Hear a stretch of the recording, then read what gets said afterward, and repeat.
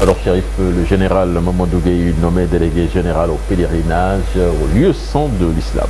Oui, l'homme de tenue remplace à ce poste Boubacar Sarr, annonce donc un communiqué du Conseil des ministres d'hier. Le nouveau coordonnateur du pèlerinage annuel des musulmans sénégalais en terre saoudienne est titulaire d'un master en sciences militaires selon toujours ce communiqué. Pour rappel, Hassan Ndiaye a été nommé premier délégué général adjoint au pèlerinage au lieu saint de l'islam en remplacement de Khadim Silla. Auparavant, M. Ndiaye exerçait les fonctions de premier conseiller à l'ambassade du Sénégal à Riyad en Arabie Saoudite et à la représentation permanente du Sénégal auprès de l'organisation de la conférence islamique OCI.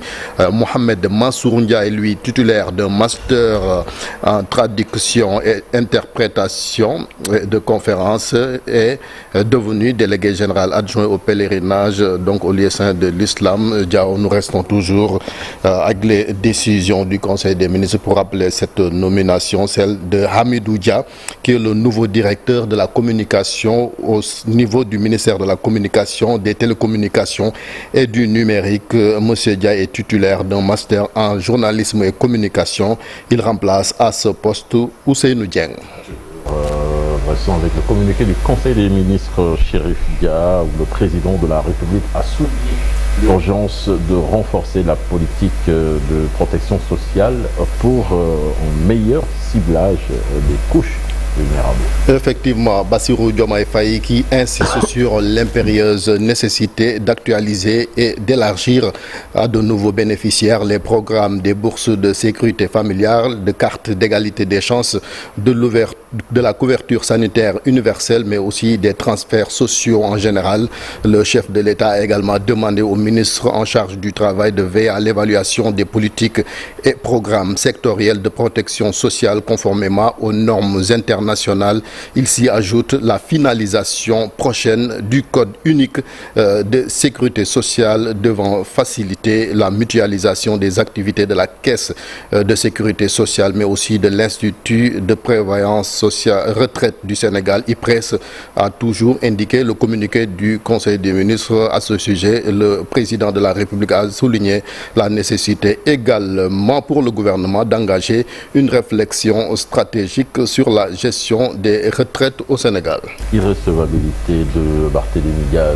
Aucune décision n'a été prise par le Conseil constitutionnel en ce sens. Oui, c'est une précision de la coalition Sam Sakadou dirigée par Barthélémy Diaz en réponse aux rumeurs distillées hier sur les réseaux sociaux faisant état d'une décision du Conseil constitutionnel qui aurait déclaré irrecevable la candidature de Barthélémy Diaz. Il n'en est rien selon Thierno Bokoum, le porte-parole de cette coalition. Justement, la coalition a jusqu'à aujourd'hui pour déposer des éléments au sein du Conseil constitutionnel qui a 48 heures pour statuer sur le cas Barthélémy Diaz. Là, on parle de football à présent. Succession d'Aliou Cissé à la tête de la sélection nationale de foot du Sénégal. Le président de la Fédération sénégalaise de football veut privilégier l'expertise locale. Oui, Augustin Senghor qui s'est exprimé en marge de l'entraînement de l'équipe nationale du Sénégal a estimé que le Sénégal ne devrait pas aller chercher trop loin pour trouver un successeur à Aliou Cissé. Il a fait l'éloge de cette expertise nationale qui a valu beaucoup de satisfaction à l'équipe nationale du Sénégal. Nous l'écoutons au micro de Cheikh Sadibou Diarra. La seule urgence qui vaille dans nos têtes, c'est de gagner ces deux matchs pour nous qualifier, mettre le Sénégal sur l'orbite de la performance que nous lui connaissons, et après seulement s'ouvrira la période de recherche d'un entraîneur. On espère qu'on n'ira pas chercher trop loin parce qu'aujourd'hui j'ai fait quand même l'éloge de l'expertise nationale. Je pense que mon comité ne me démentira pas. Notre priorité, c'est cela. Ça ne veut pas dire qu'on est fermé à l'ouverture extérieure, mais je pense que la première option, ça doit être de maintenir cette dynamique extraordinaire qui a fait qu'aujourd'hui, nous avons fait tâche d'huile en Afrique. Si beaucoup de pays qui avaient l'habitude de prendre des entraîneurs étrangers, occidentaux, aujourd'hui se sont retournés vers l'expertise nationale, c'est parce qu'ils ont comme référence le Sénégal. On décidera peut-être pas forcément aujourd'hui, comme on a dit que ce n'est pas notre priorité, pour définir les critères de choix et peut-être travailler sur une liste restreinte pour remplacer Aliou. Bien entendu, sur place ici, nous avons des Sénégalais qui sont capables de le faire, mais aussi à l'extérieur, nous avons de dignes représentants qui sont capables de le faire. Mais c'est un choix qui devra être fait. La fédération le fera en relation avec l'autorité.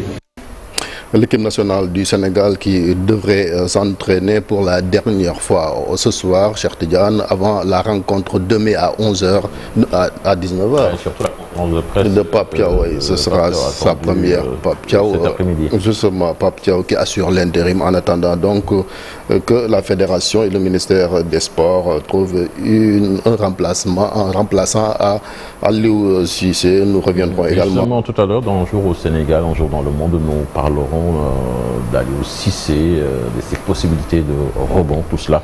Donc ce sera dans moins d'une demi-heure. L'arène aussi, peut-être, il pourrait y avoir des changements avec cette réunion convoquée par le ministre des Sports Malick. C'est aujourd'hui en politique pour terminer avec Diégui Diop qui devra donc retourner devant les enquêteurs de la division des investigations criminelles. Voilà. Merci Chérif Dia donc pour le 6h30 info.